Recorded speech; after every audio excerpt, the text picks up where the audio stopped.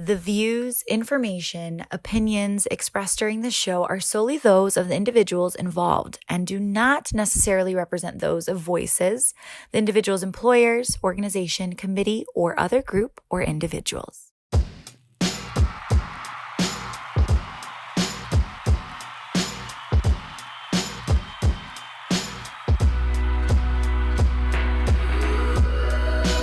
This is Voices, a space where we get to bravely share our truth, stories, experiences, and art. A ton of dope people who will motivate you, make you cry, make you laugh, bring some hope into your life, but just maybe they'll share something interesting enough to help you find your voice. Welcome to Voices. Hey guys, I'm Lexirosa.poet. Welcome to Voices. I am here today with the family, AOTA family, all the above Hip Hop Academy. Allan Lee, the founder of Root of the Vine. Tell me about Root of the Vine. Glad you're here. Well, to be honest, it's a urban garden. I started 2017, and it really was just a home garden project for me and my wife. I told her in 2013 when we got married I wanted to start it, and it just took me a few years to get it going. So it started as just a home garden, and then it went to a few pictures on Facebook. Then people started asking questions, and it went from the pictures to the videos to the Facebook page to the group, and now the G Talk Garden podcast. And we have so much more that we're planning on doing this summer. So big dreams and big visions. What is the goal of Root of the Vine Urban Garden? The main goal, put a garden in everybody's yard, whether it be one single plant in the house, a 4x4 square foot garden outside, or acreage, just a garden in every yard. Why is that so important? The reason I believe it's so important is, I guess you could say food equity. I mean, there's so many people that don't have access to fresh, organic produce. I mean, we get the stuff from the grocery store and it's good and it's healthy, but even with the food equity thing, the average travel time for the food that gets to your plate is 1,500 miles. It's the average highway miles. It takes 1,500 miles for most produce to get from the garden to your plate. Wow, I didn't know that. You just gave a random fact. Yes, and even in that 1,500 miles, you have to think the days. Like, I'll give a quick story. I harvested kale a couple years ago, and my first time growing kale, bag went to the back of the refrigerator, didn't realize it. It was in the refrigerator for almost 2 months. When we put it out of the back of the refrigerator, it looked brand new. So just imagine that with that 1,500 miles, how long or how many days did it take for the produce to get to you from whatever farm it came from? So it's not even just access to the food. It also kind of impacts our environment too. It really does. I mean, most people don't think about it like that, but whether it's coming on a truck or a plane or whatever, it takes a long time. And whatever vehicle you drive it, unless it's an eco vehicle, that's, like you say, an impact on the environment. When somebody's like, starting a garden, that sounds like a lot of work, what would you say to them? To be fairly honest, it's a lot easier. We make it harder, but it's a lot easier than people would think. To make it real quick and simple, you could get a piece of cardboard, the size of the garden you want, just say, for instance, 4x4.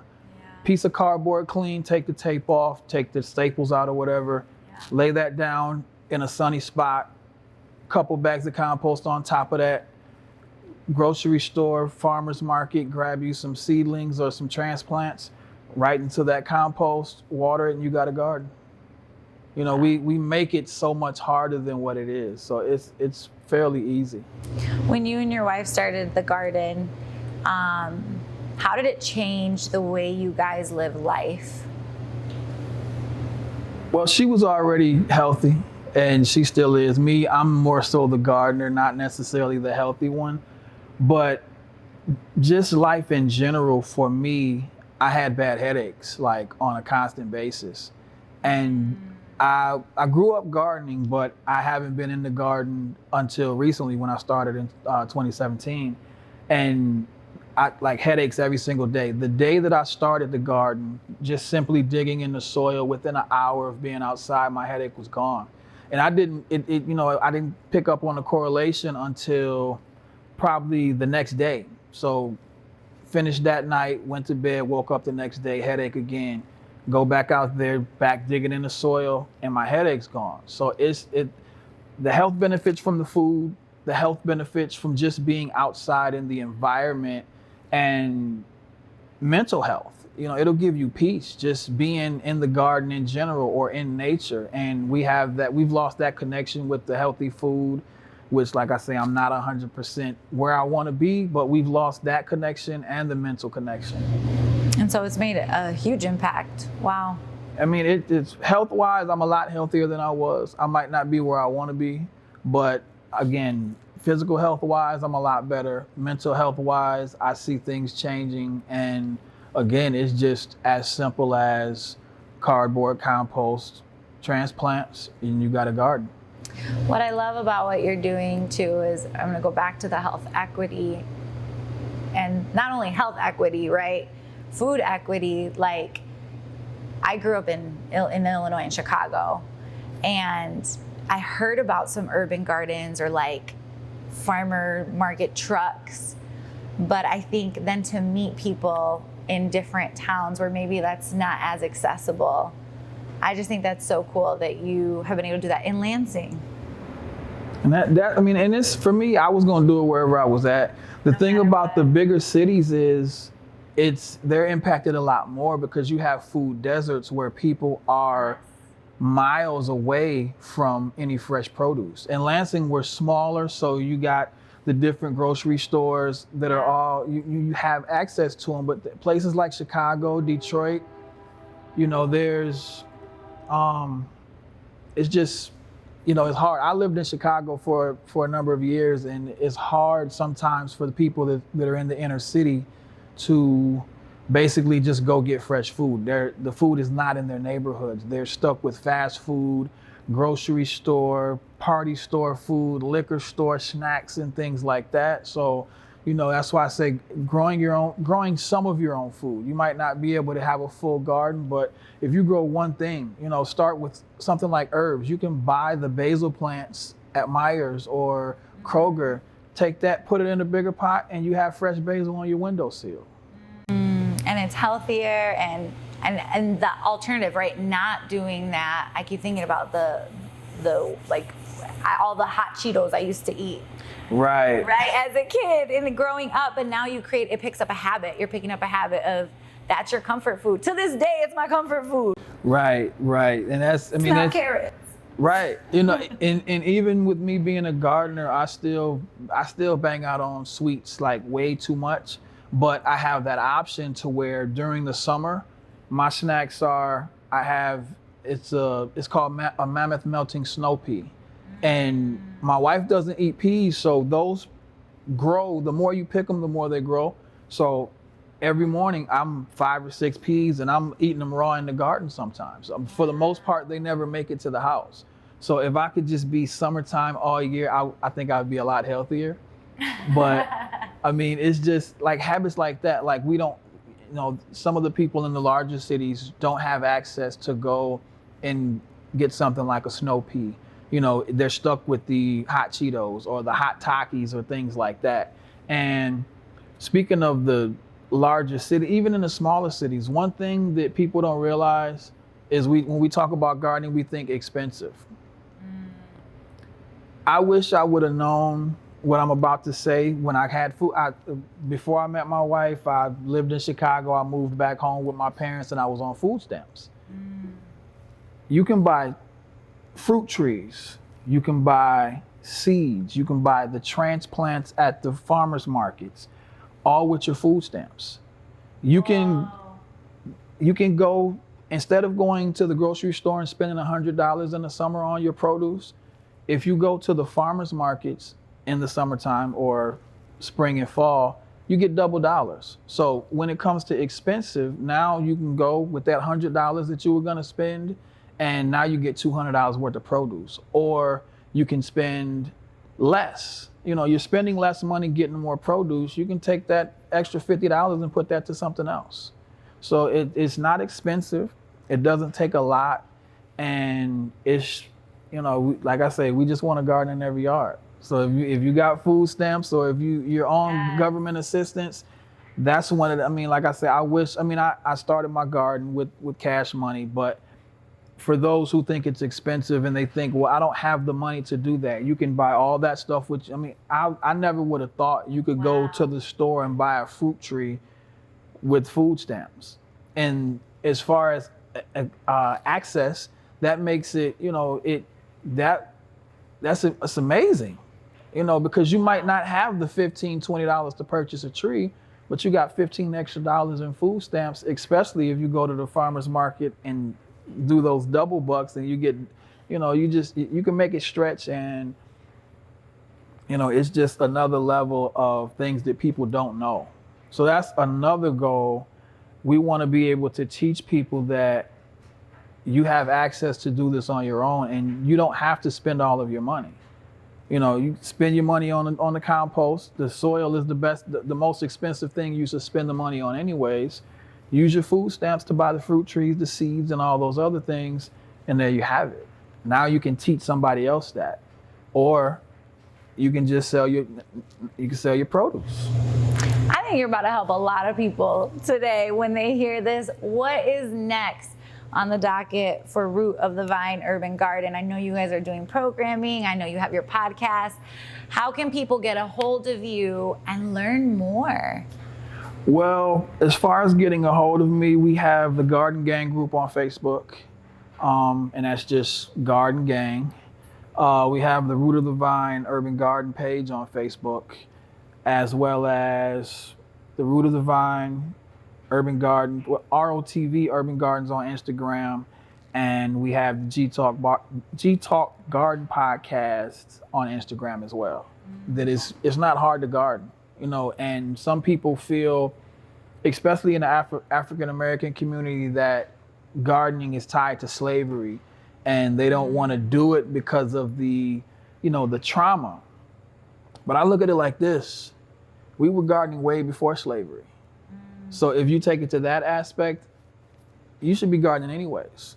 Our ancestors are the ones who taught the masters, how to basically teach us how to garden. So, it's just, we want to be able to, again, put a garden in every yard, let people know that it's not hard, let people know that it's not as expensive as you would think it would be. Yeah, I guess I didn't ask this question. What are common misconceptions? Common misconceptions. Well, the most common misconception that I would say is that you have to dig up your whole yard to start a garden. You don't. It does help, but again, like I said before, you can take cardboard or newspaper, or just cut your grass down real low, put the compost or soil right on top of that, and plant your seeds or your transplants right into that. So you don't have to till up your yard. You don't have to do a whole bunch of back-breaking work like I did when I first started. Also, another misconception is, again, that it's expensive. It's only expensive as you make it, and things like saving seeds or contacting people, or even with the food stamp thing, people don't know that they can do that. So I would implore anybody that's on food stamps to start something. Plant a fruit tree in your backyard. So another misconception is just the fact that I can't garden in the city. There are certain restrictions in certain neighborhoods with HOAs and things like that, but there's also ways around that, because there's a lot of plants or actual produce and vegetables that look like plants. So you can kind of get away with it if you plant it landscape style. So if you live in an HOA, or there's some place that's telling you can't garden, you can disguise it.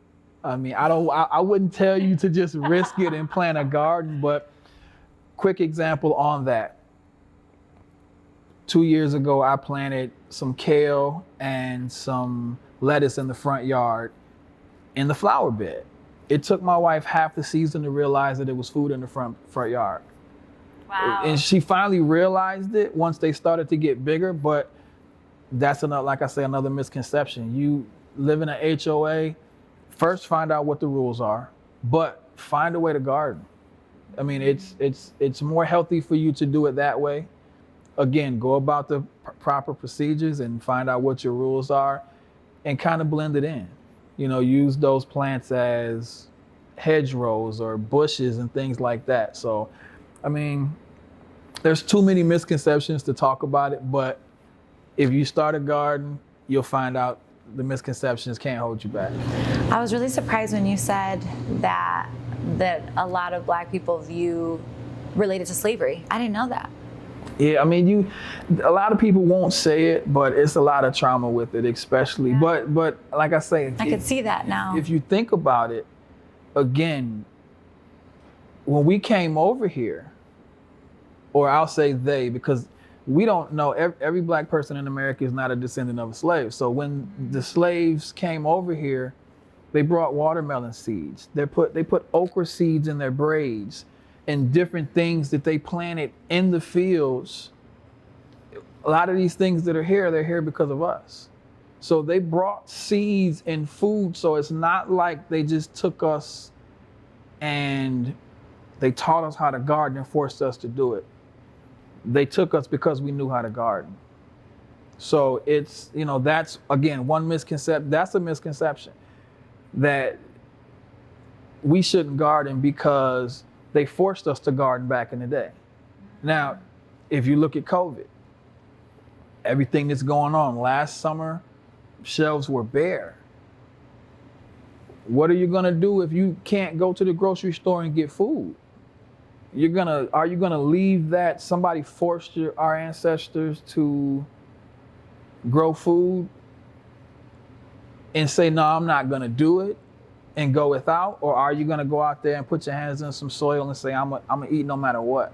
I'm gonna eat if there's no grocery stores. If McDonald's and Wendy's shuts down, I'm gonna eat something. You know, it's deep with it. I mean, it's a lot deeper, but I would say that's the main misconception. Don't think that because of what happened to our ancestors, we shouldn't be gardening. Because gardening, again, is mental food. It's healthy food, and when you do it, it looks good. I mean, I see so many people with little small spaces, and they're so proud of their small space. I had a cousin that regrew some green onions in the Garden Gang group, and she showed us her process. And when I say she was like super excited, it was like green onions. And I'll just give this tip. If you take your green onions, you cut the green part off, the little onion bulb, put it in some water. It'll grow back. Keep chopping that greens off, and you'll have those greens for months. One plant to have a ton. From one plant, you know. So it's just the excitement of seeing people garden. And like I say, when I first started garden, I was trying to feed me and my wife. I didn't expect to be teaching people or a podcast or doing as far what we're calling the program that we're doing is the Root of the Vine Urban Garden Community-Driven Agriculture Program. So it's based off a CSA program. And for those who don't know, CSA is Community Supported Agriculture. So what that would be is you would pay into the farm at the beginning of the season. Throughout the season, you get food or you get fresh produce at whatever the harvest times are. So what our program is going to be is community driven, is we're growing the food. We've gotten donations from people here in Lansing, all over the country. And we're still getting donations, but the goal is to have the community drive urban gardening and teach it, and also just bless people. Because once I show you how to garden, now you can do the same thing. And you can make it your own style. So we just want to be able to bless people, get people good food, and get people growing their own food. I love it. Thank you so much for being here and for chatting with us. Thank you for having me. This episode of Voices has been brought to you by Blue Owl Coffee and Vision Success Marketing and Consulting.